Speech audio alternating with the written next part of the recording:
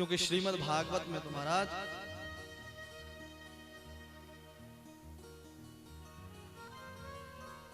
हर पल हर क्षण ध्यान रखना, श्री कृष्ण भोलेनाथ का ध्यान करते हैं। श्री कृष्ण के इष्ट कौन हैं? भोलेनाथ। और भोलेनाथ के इष्ट कौन हैं? श्री कृष्ण।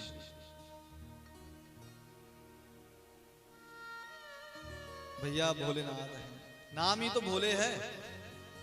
एक बार आओ तो सही, सब कुछ मिल जाएगा भोलेनाथ की शरण में आने पर।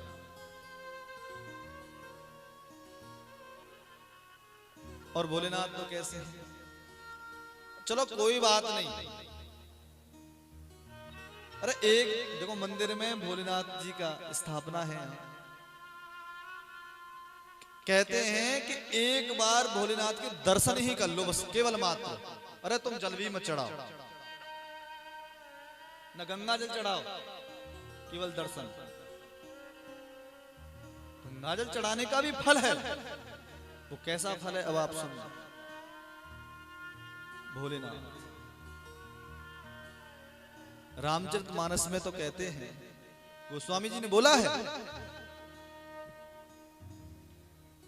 जे रामेश्वर दर्शन करहि, जय रामेश्वर दर्शन करहि, जय रामेश्वर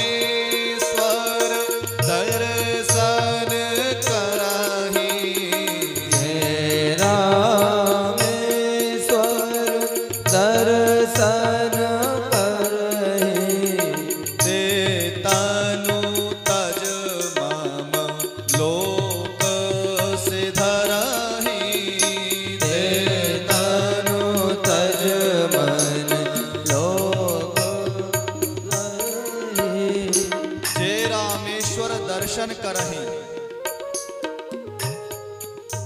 रामेश्वर भोलेनाथ दक्षिण में जब श्री राम जब लंका पर विजय करने जा रहे हैं, तो वहां पर श्री सीता जी के कर कमलों के द्वारा और एक शिवलिंग की स्थापना हुई है। आज वो भी आप कभी जाना दर्शन करने में? रामेश्वर, राम के ईश कौन? भोलेनाथ। और राम है जिसके ईश, वो भोलेनाथ। भोलेनाथ तो सब जगह। केवल मात्र दर्शन करने का फल क्या है? दर्शन। अब आप हाथ खड़े करो कि कौन कौन दर्शन नित्य प्रतिदिन करने आता है भोलेनाथ के।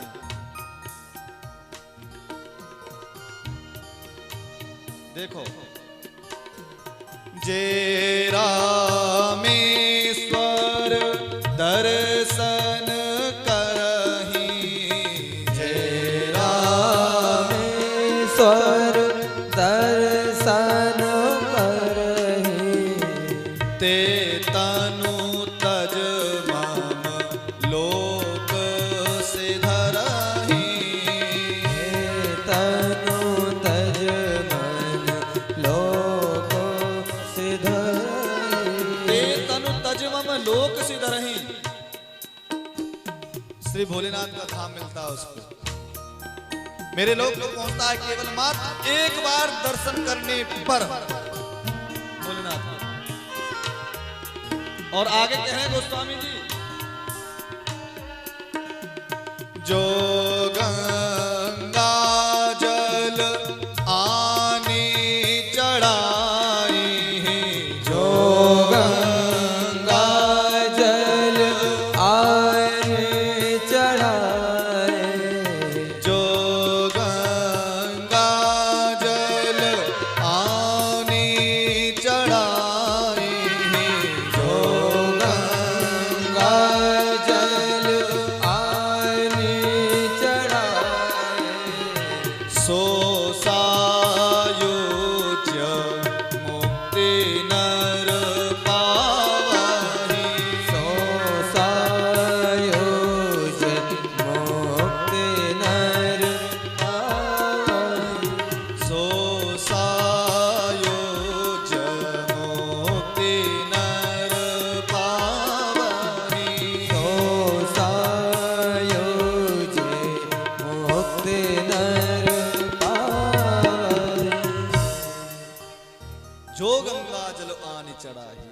अब ये आप हाथ खड़ी करो कि कौन कौन भोलेनाथ पे आकर के एक लोटा जल चढ़ाता है।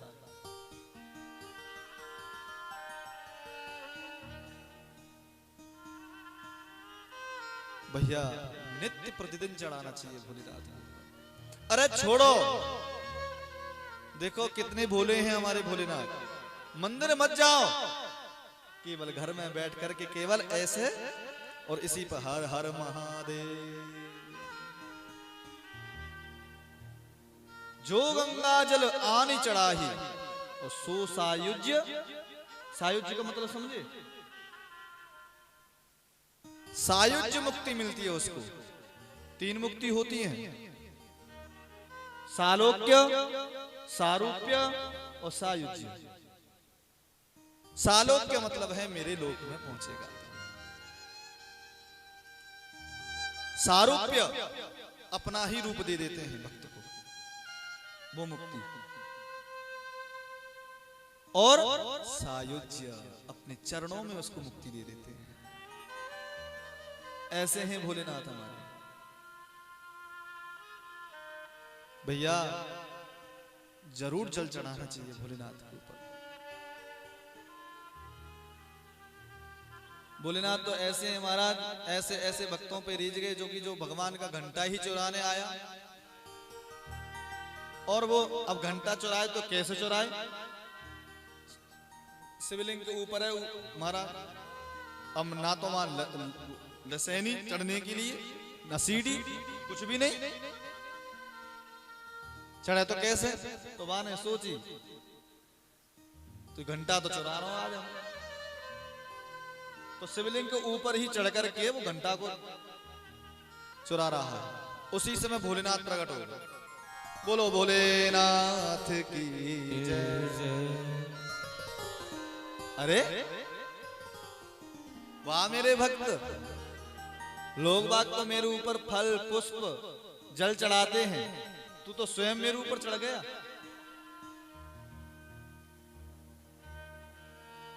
ऐसे हैं भोलेनाथ। आगे की कथा सुनेंगे हम नरकासुर की, जो भस्मासुर हुआ। ऐसे हैं भोलेनाथ। तब यहां पर भोलेनाथ के लिए बोला गया है। सब देवता जब भगवान शिव के पास आए तब स्वयं भगवान बोले, भोलेनाथ नाघम ब्रजेश बालानां वर्णये नानुचिन्तये देव माया विभूतानां दंडस्तत्र धृतो मया।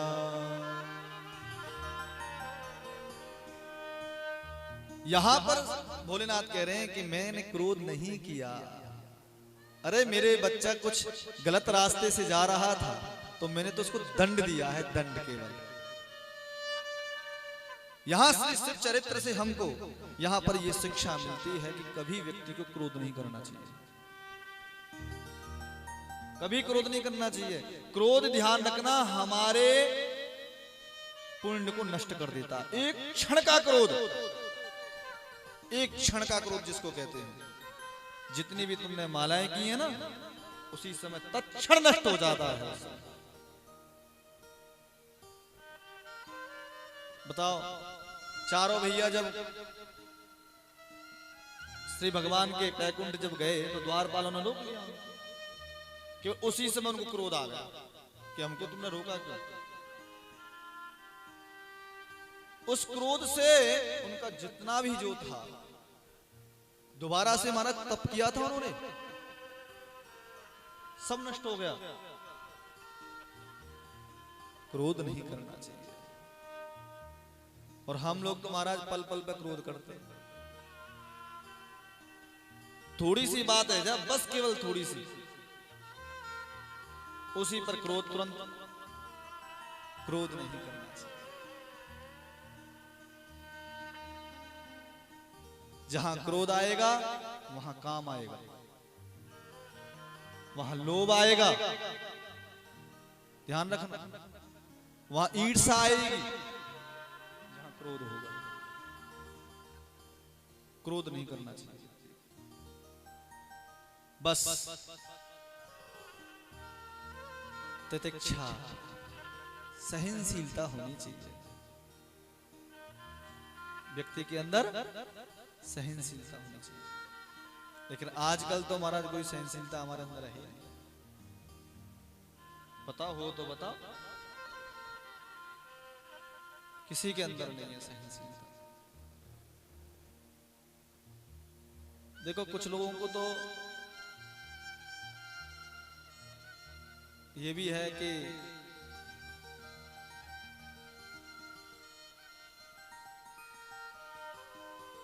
यदि बाहर थोड़ी से रास्ते में अगर यदि कुछ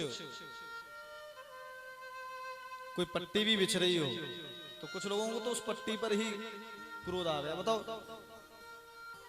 कथा मंदिर में कराओ ना, बाहर पट्टी क्यों बिछाई है? ये देखो, अरे राम राम राम, सहनशीलता तो कुछ है ही नहीं।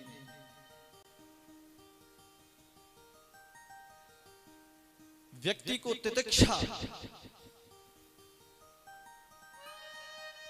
धारण करनी चाहिए। और बस व्यक्ति को सहनशीलता क्यों नहीं है पता है? क्योंकि व्यक्ति के अंदर अभिमान भरा हुआ है। और अभिमान कहां से आता है? बस व्यक्ति चाहता है कि मेरा सम्मान होता रहे, मेरा सम्मान होता रहे। हर व्यक्ति अपने सम्मान के लिए ही घूम रहा है, हर व्यक्ति कि मेरा सम्मान, और जहां सम्मान है वहां अपमान भी होगा। बताओ, जो सम्मान नहीं चाहेगा उसका कभी भी अपमान हो ही नहीं सकता है। चीन के एक फकीर हुए कन्फ्यूशियस, उनसे लोगों ने पूछा था, जब वो अपने पांच भौतिक शरीर को जब त्यागने जा रहे थे, तब आप महाराज आप कुछ बताओ अपने जीवन की, कुछ आप उनको कुछ दे के जाओ। तब उन्होंने बोला था कि भैया मेरा आज तक अपमान हुआ ही नहीं। लोग बागों ने देखा, क्यों? क्योंकि भैया मैंने सम्मान चाहा ही नहीं। और यहां पर दक्ष सम्मान चाहता है। सम्मान चाहता है कि नहीं चाहता है? कि मैं हूं, बस जो भी हूं। भैया ये अभिमान छोड़ दो, सम्मान को पचाना सीखो। और हर एक के वश की नहीं है महाराज सम्मान को पचाना भी। सम्मान कोई नहीं पचा सकता है, कोई विरला ही होता है जो सम्मान को पचा सकता है। ऐसे हमारे